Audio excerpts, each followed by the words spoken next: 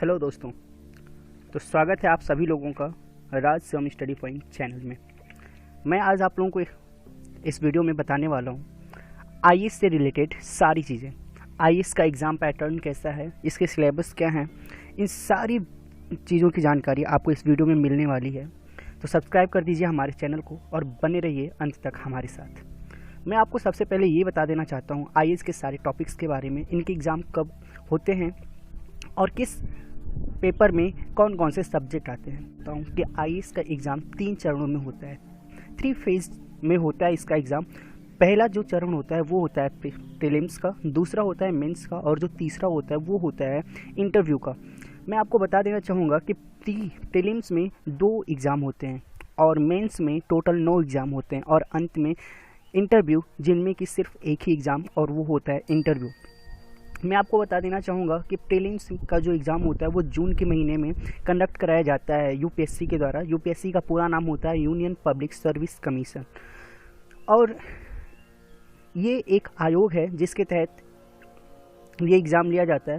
Prelims में 2 exam होते हैं, जैसा कि मैंने आपको बताया। पहला होता है जीएस और दूसरा होता है सीसैट का एग्ज़ाम।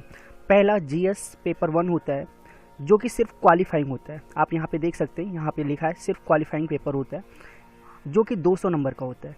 200 नंबर का होता है और इसमें जो सब्जेक्ट होते हैं वो होते हैं history, geography, polity, economics, science, environment, general awareness, और ये होते हैं आपके जस्ट फर्स्ट पेपर। अगर मैं बात करूँ वो सीसैट पेपर दूसरा होता है प्रीलिम्स में ही, जिसमें comprehension, logical reasoning, data interpretation, decision making, mental ability, numerical, English comprehension जो कि 200 नंबर का होता है। ये भी सिर्फ क्वालिफाइंग यानी 33.33% लाने होते हैं इन दोनों एग्ज़ाम में। ये सिर्फ क्वालिफाइंग होते हैं और इनके एग्ज़ाम आपको मेन रिजल्ट में नहीं जोड़े जाते। और इन दोनों को जब क्वालिफाई कर लेते हैं तो आपको फिर देना होता है मेंस का एग्ज़ाम, जो कि अक्टूबर महीने में कंडक्ट कराया जाता है। तो मेंस में आपका जो सबसे पहला पेपर होता है वो लैंग्वेज पेपर होता है, जो कि 18 लैंग्वेज में होता है, जिनमें से आप किसी लैंग्वेज को सेलेक्ट कर सकते हैं और वो टोटल 300 नंबर का होता है, जो कि सिर्फ क्वालिफाइंग पेपर होता है। इसके बाद फिर कंपलसरी इंग्लिश होता है। ठीक है, कंपलसरी इंग्लिश का मतलब कि इंग्लिश का पेपर वास्तव में आपको देना ही होता है। ठीक है ना, कंपलसरी है यानी कि स्वाभाविक है इस पेपर को देना, जो कि क्वालिफाइंग होता है और ये भी 300 नंबर का होता है, यानी कि आपको इंग्लिश का ये पेपर देना ही होता है किसी भी हालत में।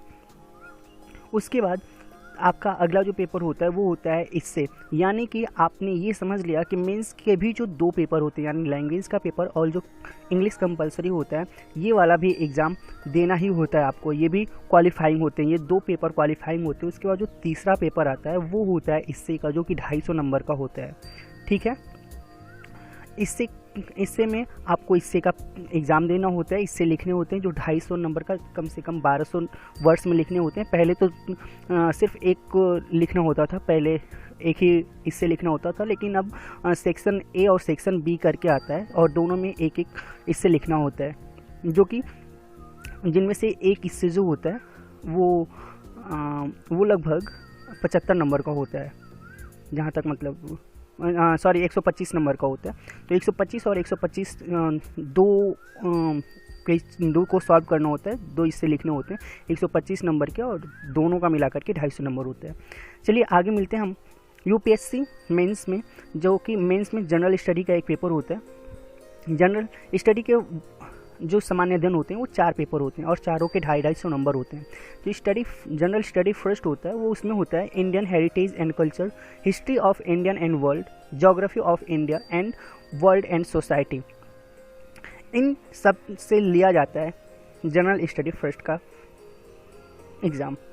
जनरल स्टडी सेकेंड की अगर बात करें तो इस पेपर में आपको governance, constitution, polity, social justice and international relation से रिलेटेड सारी चीज़ें इस क्वेश्चन में पूछा जाता है इस पेपर में, और ये भी जो होता है वो भी आपका 250 नंबर का होता है। जनरल स्टडी 3 में भी science and technology, economics development, biodiversity, security and disaster management, जो कि 250 नंबर का, और इन सभी टॉपिक्स से रिलेटेड जनरल स्टडी 3 में क्वेश्चन पूछे जाते हैं। अगर मैं बात करूं जनरल स्टडी 4th की, तो इसमें भी आपको ethics, integrity, attitude, aptitude and case studies, यानी कि इन सभी सब्जेक्ट से रिलेटेड आपको से क्वेश्चन पूछे जाते हैं जनरल स्टडी 4 वाले पेपर में, जो कि 250 नंबर का होता है। इसके बाद आपको ऑप्शनल सब्जेक्ट का चयन करना होता है। आपको पहले से ऑप्शनल सब्जेक्ट चूज़ किए रहते हैं, चाहे ज्योग्राफी हुए, हिस्ट्री हुए, एट्सेट्रा। तो आप इनका 2 पेपर देते हैं, जो कि हर एक पेपर 250 नंबर का होता है, ठीक है ना। तो इस तरीके से आप अपने मेंस को अगर क्वालिफाई कर लेते हैं, जो टोटल 9 होते हैं, यानी कि लैंग्वेज, कंपलसरी इंग्लिश और इससे 3 ये और बाकी ये 4 बचे जनरल स्टडी के, तो 7 और 2 ऑप्शनल, ये हो गए 9। तो आपको मेंस में टोटल 9 एग्ज़ाम देने होते हैं, प्रीलिम्स में 2 एग्ज़ाम देने होते हैं, और उसके बाद अंत में आ जाता है आपका इंटरव्यू, ठीक है। इंटरव्यू में एक आपका इंटरव्यू होता है, जो कि फरवरी से अप्रैल महीने के बीच में कराया जाता है, और जो कि 275 नंबर का होता है, ठीक है। तो टोटल अगर मैं सिर्फ मेंस की बात करूं तो मेंस में सिर्फ ये क्वालिफाइंग पेपर को हटा करके ये सभी मिला करके टोटल 1750 नंबर का होता है, और फिर आप इंटरव्यू में 275 नंबर अपना गेन कर लेते हैं। तो इस तरीके से आप अपने IAS स्टडी को क्वालिफाई करते हैं। IAS को क्वालिफाई करने के बाद आप अपने पोस्ट को पाते हैं, चाहे वो IAS में SDM का हुए, DSP का हुए, जो भी पद होता है वो आपको मिलता है IFS IAS का, ठीक है। हाँ, आपको इसमें ये बता देना चाहूँगा कि इंग्लिश ग्रामर, कॉम्प्रिहेंशन किट, ये आपको खुद से तैयारी करनी चाहिए, ठीक है ना, इन सब एग्ज़ाम को देने के लिए, ठीक है ना। मैं आपको ये भी बता देना चाहूँगा कि इसमें आपको 6th से लेकर के और 12th तक के सभी NCERT की बुक्स पढ़ लेनी चाहिए, ठीक है ना, NCERT बुक्स स्टडी। तो ये जो किट है, ये किट आपको नहीं मिलने वाली यहाँ पे, ठीक है ना, खुद से आपको पढ़ना है, ठीक है ना। तो आप खुद से अपनी NCERT की बुक्स खरीद लीजिए, और NCERT बुक्स को आप 6th से लेकर के और 12th तक भी सारे NCERT पढ़ जाइए, ठीक है ना, जो कि आपको इस एग्ज़ाम को देने में बहुत ज़्यादा आपको सफलता देने में आपको मदद करेगी। फिर अगला जो आ जाता है वो होता है इससे राइटिंग स्किल। इसमें भी आपको खुद से अपने आप स्किल को इम्प्रूव करना चाहिए, ठीक है ना। जो PSCT टेस्ट आपको खुद से लेना चाहिए, ठीक है ना। मेंस के लिए टेस्ट अपना घर पे ही पढ़ाई करते रहें। तो मैं आपको ये बताना चाहता हूँ कि आप, यानी कि IAS का अगर आप एग्ज़ाम देने जा रहे हैं तो आपको ये छोटी टिप्स ज़रूर आनी चाहिए, छोटी जानकारी होनी चाहिए कि हम IAS का अगर एग्ज़ाम देने जा रहे हैं तो हमें क्या क्या करना है इस एग्ज़ाम के लिए, ठीक है। तो आप इसके लिए अपने खुद से एक टाइम टेबल बनाइए, डेली बाय डेली आप उस टाइम टेबल पे अपना रिवीजन करते रहिए, ठीक है ना। अपनी पढ़ाई जारी रखिए, आप अपने गोल को ज़रूर से कैच कर पाएंगे। मैं आपको ये बता देना चाहूँगा कि IAS प्रीलिम्स की 10 इयर्स के पेपर्स को सॉल्व कर लीजिए, जनरल स्टडी के भी लगभग 10 इयर्स के पेपर को सॉल्व कर लीजिए।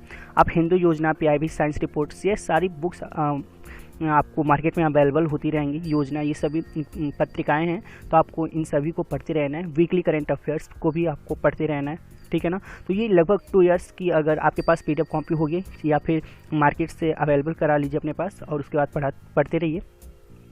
फिर IAS planner with syllabus books, तो आप अपने प्लान को बनाइए सिलेबस बुक से, अपनी जो बुक है आपके पास उन सिलेबस का अपना प्लान बनाइए और उसके हिसाब से आप अपनी पढ़ाई करते रहिए।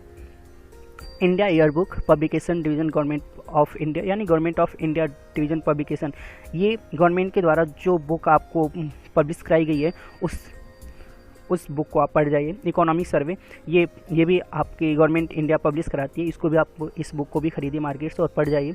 इंटरव्यू बुक्स की भी किताबें आती हैं, जो टॉपर सक्सेस स्टोरीज होती हैं, इनको भी आप पढ़ते रहिए, ठीक है। और करेंट अफेयर्स, यानी इन सभी को आप ऑनलाइन हुए या फिर ऑफलाइन, जैसे भी आपके पास मिल जाती हैं, ठीक है, न्यूज़पेपर हुए, ये सारी चीज़ें आप अपने पढ़ते रहिए और इस तरीके से आप अपनी पढ़ाई को जारी रखिए। और मैं उम्मीद करता हूँ कि आपको ये हमारी वीडियो बहुत ही अच्छी लगी होगी।